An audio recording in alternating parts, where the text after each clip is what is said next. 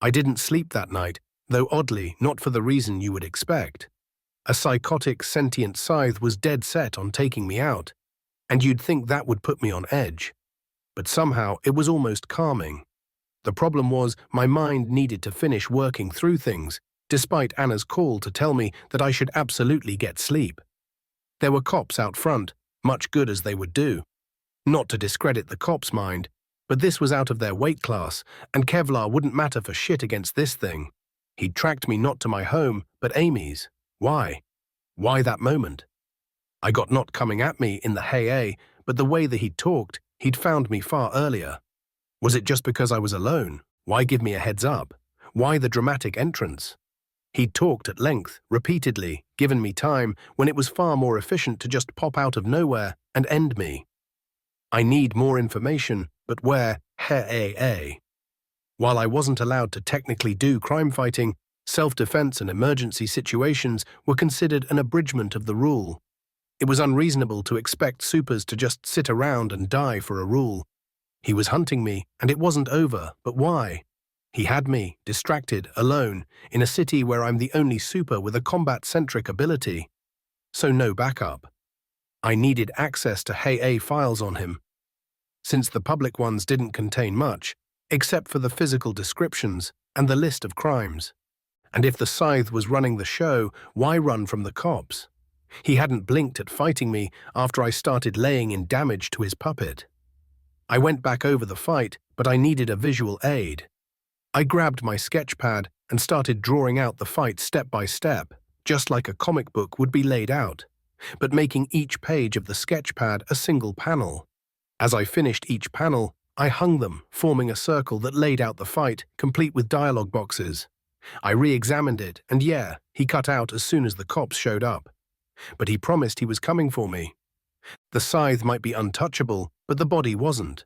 The scythe didn't care about general damages to the body, sure, but a bullet through the brain might render the body useless. The scythe is reliant on the puppet just as the puppet is under the control of the scythe. If the scythe could animate itself, I'd be well since dead, since I could just be attacked again and again on both sides. But that didn't happen. Okay, that opened up getting the scythe out of the puppet's hand, but I wasn't really trained on disarming weapons.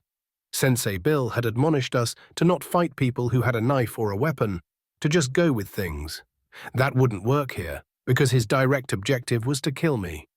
And I couldn't let that happen either, because if he got his hands on my ability, fundamentally, he wouldn't be able to be stopped. He could just train the powers he already had, just like I trained myself, and there was a potential that the powers would improve, become more efficient, more powerful.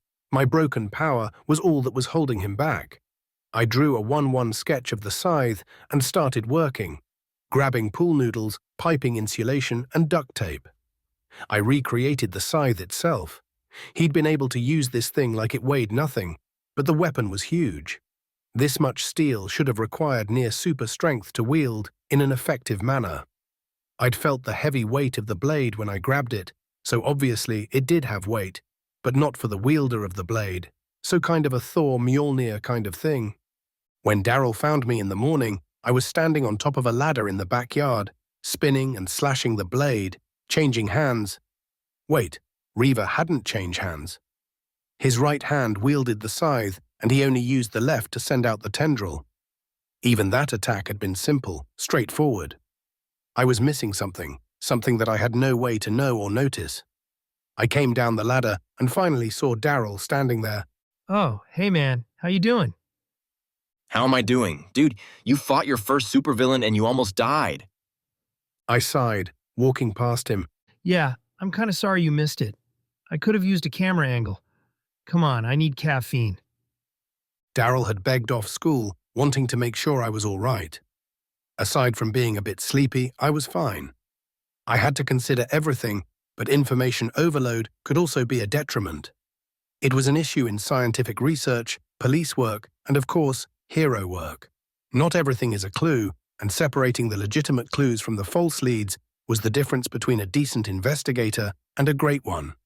Daryl trailed after, asking questions about the fight, till I held a hand up. Just go up to my room. I have notes and drawings. Need fresh eyes. I'm going to Plaid. Need caffeine. I left him there and walked out the front door, stopping off to ask the officers out front what they wanted from the store. They told me I should stay inside, but fuck it. If he's coming for me, he's coming for me. I told them to wait there and ran to the store, not like they could catch me before I got there. I loaded up on the big triple espresso drinks and got myself some sausage, egg, and cheese croissants. I need to think, and if that attack was coming again, I needed to be ready and ready fast. I looked up fighting gyms in Portland and found one I could use. I needed to check in with Daryl. My phone. Son of a bitch.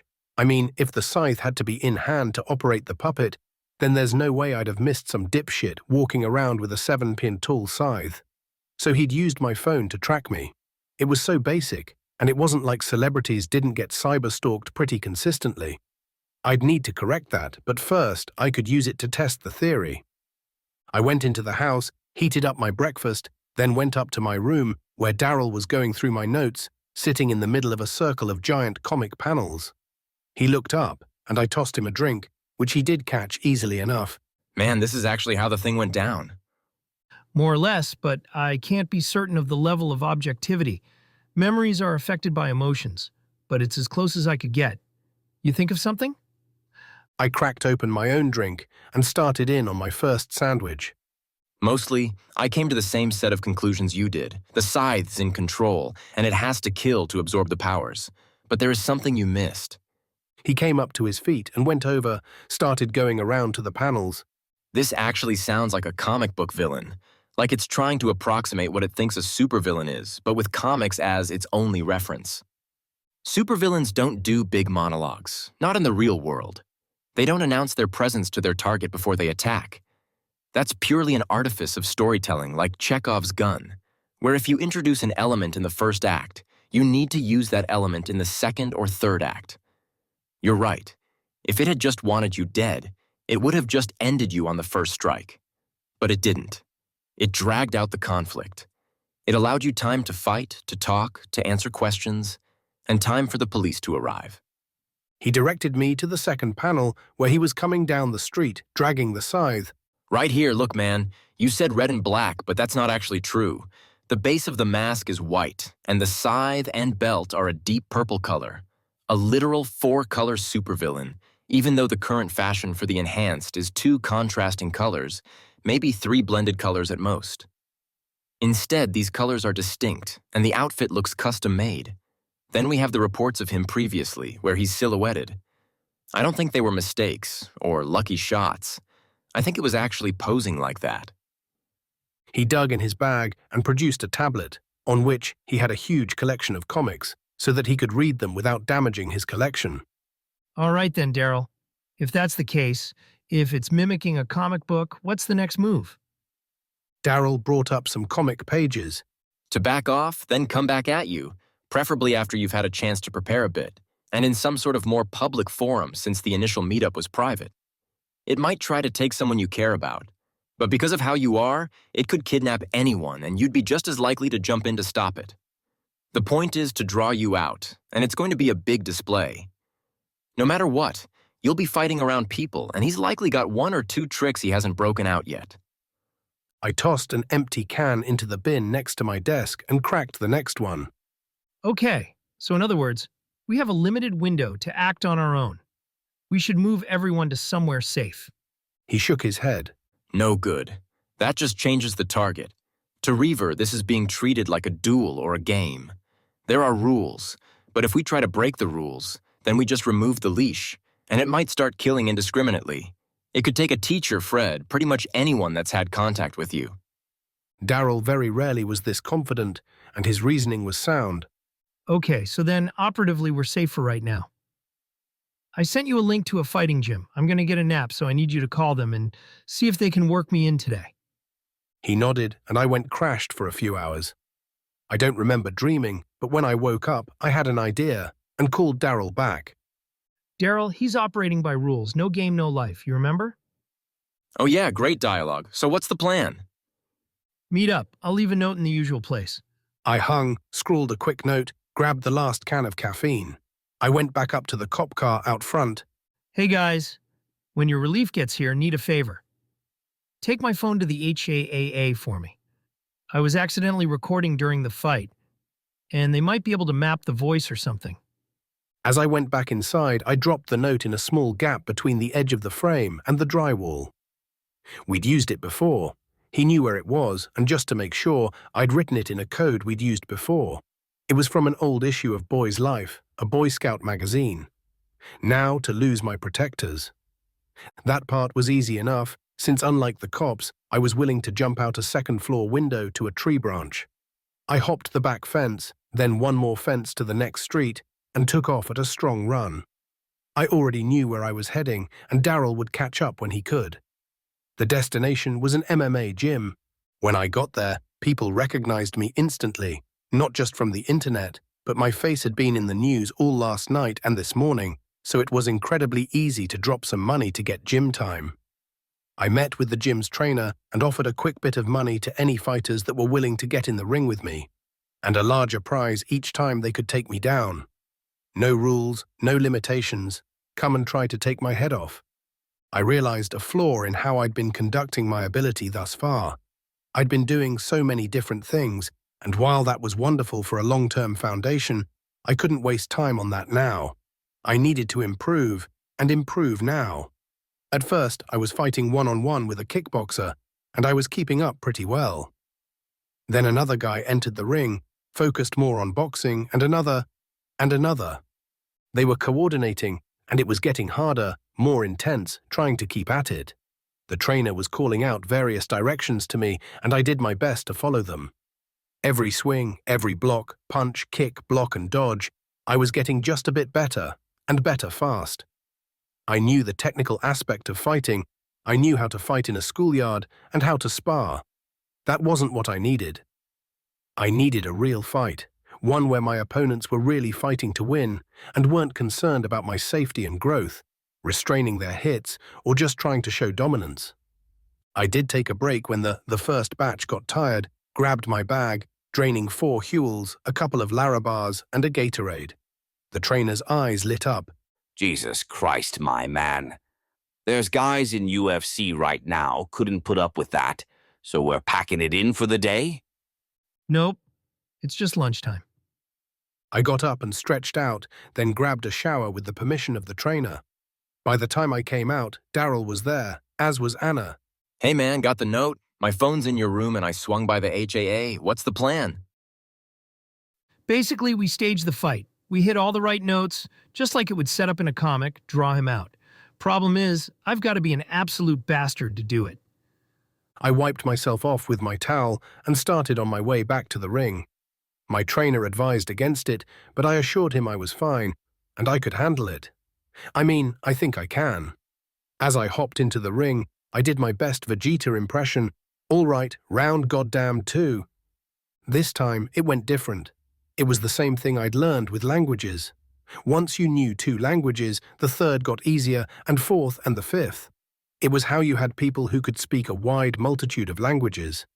It wasn't much different with martial arts, which is what made properly trained MMA fighters so dangerous. They were constantly building, their bodies and minds trained to learn new moves, new styles versus traditional martial arts that stayed mostly insular. Karate fighter combating karate fighter. I was just doing it in a less traditional manner than usually got used. By the end of the day, I was effectively fighting 5 at once. Once you got over the mental hump of fighting more than one person, the general strategy was the same. Force them to one side of you, and where you could, use their own numbers to cut off as many attackers as possible. I paid out the guys when I was done and hopped out.